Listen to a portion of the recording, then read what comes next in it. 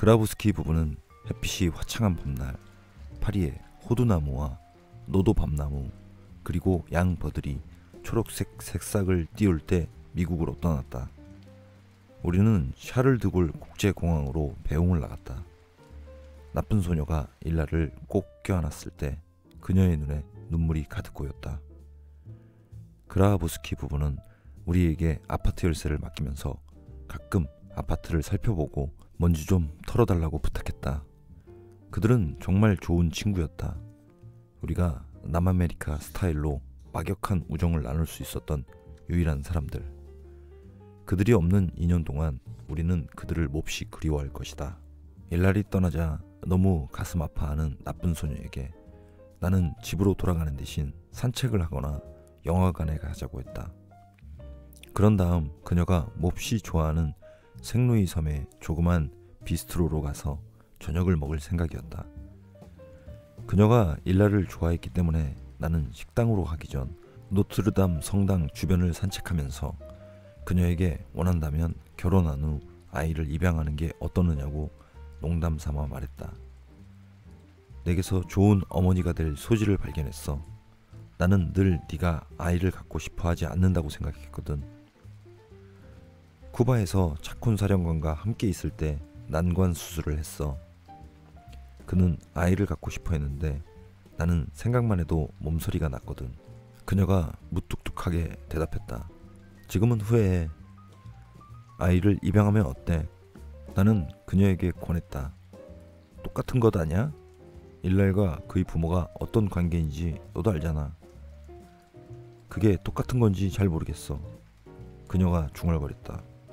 그녀의 목소리는 방금 전보다 더 냉담해졌다. 게다가 너와 결혼할지조차 모르겠는걸. 대화 주제를 바꾸는 게 어떨까? 그녀는 기분이 몹시 안 좋아 보였다. 나는 나도 모르게 그녀 마음 깊은 곳의 상처를 건드렸다는 걸 알았다. 나는 그녀의 기분을 풀어주려 노력했고 그녀와 함께 성당을 구경하러 갔다. 나는 파리에 오래 살았지만 성당을 볼 때마다 항상 감동을 받았고 그 위험 있는 자태에 압도되었는데 그날 저녁에 특히 더 그랬다. 불그스름하고 희미한 불빛 하나가 노트르담 성당의 돌을 감싸고 있었다. 성당의 거대한 몸체는 각 부분이 완벽한 대칭을 이룬 덕분에 가벼워 보였고 혼란스럽거나 난잡한 부분 없이 정밀하게 균형을 유지했다. 유구한 역사와 은은한 불빛 덕분에 성당의 전면은 암시와 반향, 이미지와 의미로 가득 찬 것처럼 보였다. 수많은 관광객이 그곳에서 사진을 찍었다. 이곳이 수백 년 동안 프랑스 역사의 주요 무대가 되었고 내가 어릴 때 미라 플로레스의 알베르타 고모 집에서 읽으며 흥분했던 빅토르 위고의 소설에 영감을 준 바로 그 성당인가? 신화의 현대의 사건이 덧붙여진 그 성당은 예전과 동일하면서도 다른 것이었다. 아름답기 그지없는 성당은 안정성과 영속성을 지니고 있으며 모든 것을 노후시키는 시간의 흐름에서 벗어난 것 같은 인상을 풍겼다. 나쁜 소녀는 딴 생각에 푹 빠진 채 노트르담 성당을 찬양하는 내 이야기를 들었다. 저녁 식사를 할 때도 그녀는 고개를 숙인 채 우울한 표정으로 투정을 부렸고 음식을 거의 입에 대지 않았다. 그날 밤 그녀는 마치 일날이 미국으로 떠난 게 내 책임이라는 듯 잘 자라는 인사도 없이 잠자리에 들었다. 이틀 후 나는 일주일간의 통역 업무 때문에 런던으로 떠났다. 나는 아침 일찍 그녀와 작별하며 말했다. 네가 원하지 않으면 결혼하지 않아도 돼, 나쁜 소녀. 꼭 결혼할 필요는 없어. 떠나기 전에 한 가지만 말하고 싶어. 47년을 살아오는 동안 우리가 함께 살았던 요 몇 달처럼 행복한 적은 없었어. 나에게 그런 행복을 선사해준 너에게 어떻게 보상해야 할지 모르겠다. 서둘러, 비행기 놓치겠다. 이 지겨운 인간아. 그녀는 나를 문 밖으로 밀어냈다. 그녀는 여전히 기분이 언짢은 상태였고 밤낮 집에만 틀어박혀 있었다. 그라부스키 부부가 떠난 뒤 나는 거의 그녀와 대화를 나눌 수 없었다. 일날이 떠난 게 그녀에게 그토록 가슴 아픈 일인가? 런던에서의 일은 다른 때보다 더 흥미로웠다. 다양한 주제로 쉴 새 없이 이어지는 회의였는데 대주제는 아프리카 개발 추진 계획이었다. 영연방 UN 아프리카 국가 연합을 비롯해 여러 국가기관이 후원하는 회의였다. 하지만 다른 토론과 달리 정치 지도자와 기업가, 아프리카 학자들의 진지한 증언이 있었다. 그들은 영국과 프랑스의 옛 식민지들이 독립하면서 얼마나 비참한 상태에 놓였는지 증언했고, 사회를 정리하고 국가기관을 안정시키고 군사정권과 전제정권을 청산하고 다양한 인종을 조화롭게 통합시키며 경제적으로 발전하기 위해 맞서야 할 장애에 대해 논의했다. 그곳에 참석한 거의 모든 국가의 상황은 심각했다. 아프리카 사람들은 대부분 젊었는데 솔직하고 분명하게 자신들의 현실을 보여주었다. 그들의 발언에는 심금을 울리는 뭔가가, 즉 비극적 상황에 희망의 에너지를 불어넣는 뭔가가 있었다. 회의에서는 스페인어도 사용되었지만 나는 주로 프랑스어에서 영어 혹은 그 반대로 통역을 해야 했다. 나는 관심과 호기심을 가지고, 그리고 언젠가는 아프리카로 여행을 가리라는 희망을 가지고 통역을 했다. 그러면서도 나쁜 소녀가 후쿠다의 지시로 그 대륙을 여행했다는 사실을 잊을 수 없었다. 나는 출장을 떠날 때마다 나쁜 소녀와 이틀에 한 번 전화 통화를 했다. 주로 그녀가 내게 전화를 걸었다.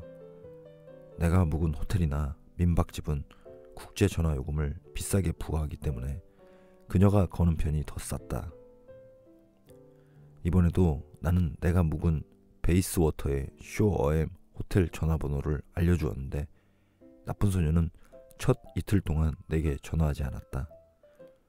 사흘째 되는 날, 나는 회의가 열리는 영연방 연구소로 나가기 전에 아침 일찍 그녀에게 전화를 걸었다. 그녀는 아주 이상해진 것 같았다. 말수도 적었고 어정쩡하게 대답했으며 화가 나 있었다.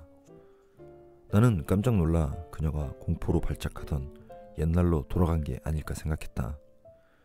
그녀는 아니라고, 괜찮다고 자신있게 말했다. 그럼 일날이 보고 싶어서인가? 물론 그녀는 아이를 그리워했다. 그럼 나도 조금은 보고 싶어 하지 않을까?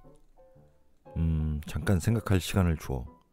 그녀가 말했지만 전혀 농담조가 아니었다. 솔직히 말하면 아직은 그다지 보고 싶지 않아. 나는 씁쓸하게 전화를 끊었다. 그래, 사람들에게는 갑자기 신경이 날카로워지는 시기가 있는 법이지. 그럴 때면 모든 일에 짜증을 내면서 세상에 대한 불쾌감을 표현하기 마련이다. 나는 그런 시기가 곧 지나갈 거라고 생각했다. 그러나 그녀는 이틀 후에도 전화하지 않았고 나는 다시 아주 이른 아침에 전화를 걸었다. 아무도 전화를 받지 않았다. 아침 7시에 집에 없다는 건 있을 수 없는 일이었다. 그런 적이 한 번도 없었기 때문이다. 그녀가 아직도 기분이 많이 안 좋고 전화를 거는 사람이 나라는 걸 아주 잘 알기 때문에 전화를 안 받는 것 외에는 달리 설명할 방법이 없었다. 나는 밤에 다시 전화를 걸었지만 그녀는 받지 않았다. 나는 밤새 잠을 이루지 못하고 4-5번 더 전화를 걸었는데 그때마다 우리 집 전화기는 계속 침묵했다. 이후 24시간 동안 나는 시간이 날 때마다 전화를 걸었지만 날카로운 연결음만 연속적으로 들릴 뿐이었다. 나는 마지막 회의가 끝나자마자 히스로 공항으로 달려가 파리행 비행기에 몸을 실었다. 온갖 암담한 생각이 머리에 떠올라 비행시간이 너무 길게 느껴졌고 그런 느낌은 샤를 드골 공항에서 택시를 타고 집에 가는 동안에도 계속되었다. 끊임없이 추적추적 내리는 비를 맞으며 집에 도착해 현관문을 열었을 때는 새벽 2시가 조금 넘어 있었다. 아파트는 어둠에 잠긴 채 텅 비어있다. 침대 위에 연필로 쓴 편지가 놓여 있었다. 우리가 매일 할 일을 적어놓기 위해 부엌에서 쓰는 줄 쳐진 노란 종이였다. 얼음장 같고 간략하기 이를 데 없는 편지의 전형이었다.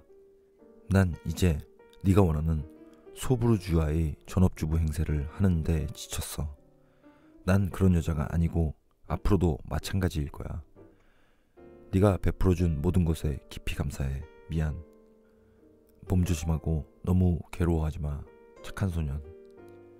나는 짐을 풀고 양치질을 한 뒤 침대에 누웠다. 그리고 생각에 잠겨 횡설수설 혼잣말을 하면서 나머지 시간을 보냈다. 이게 바로 네가 기다리는 동시에 두려워하던 것이지. 그렇지?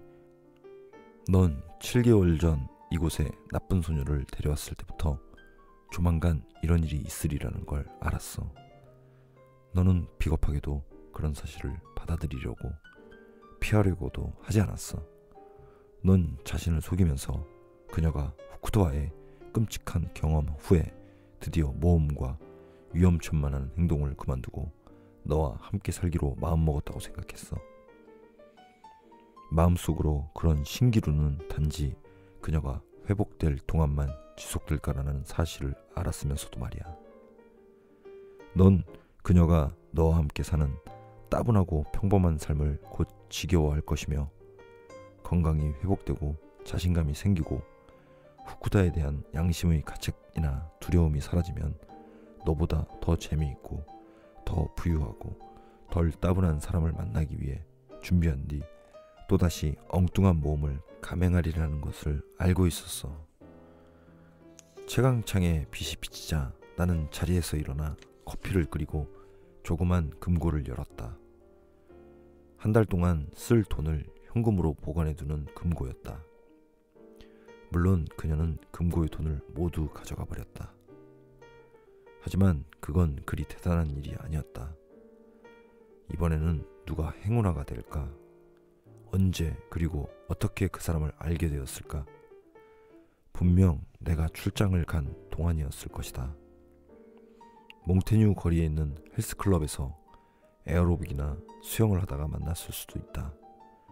어쩌면 몸에 지방이라고는 찾아볼 수 없는 멋진 근육을 지닌 플레이보이일 수도 있고 선탠을 하고 손톱을 다듬고 미용실에서 두피 마사지를 받는 남자일지도 몰랐다. 나와 함께 사는 연기를 계속하면서 몰래 도망칠 준비를 하는 동안에 이미 그들은 사랑을 나누지 않았을까? 틀림없었다. 분명 그녀의 새로운 연인은 그녀의 상처 입은 지를 너보다 조심성 없이 다루었을 거야. 리카르도. 나는 아파트를 모두 살펴보았지만 그녀의 흔적은 하나도 남아있지 않았다. 잃어버려도 괜찮은 머리핀 같은 것까지 모두 가져갔던 것이다. 이곳에 그녀가 있었던 적이 없다고 해도 과언이 아닐 정도로 그녀의 물건은 하나도 없었다. 나는 샤워를 하고 옷을 입고 거리로 나갔다. 런던에 가기 전 그녀와 작별할 때 말했던 것처럼 어느 곳에서보다 행복했지만 이제부터 또다시 기약 없이 불행한 사람으로 있어야 할 그 조그만 아파트에서 벗어나고 싶었다. 넌 그래도 싸, 이 페루노마. 예전에 그녀의 전화를 받지 않기로 결심했을 때 만약 전화를 받고 그녀의 완강한 열정에 굴복하면 결국 지금처럼 끝나고 말 거라는 걸 이미 알았잖아. 그러니 놀랄 이유 따윈 없어. 네가 일어날 거라고 항상 생각했던 일이 일어난 것에 불과하니까.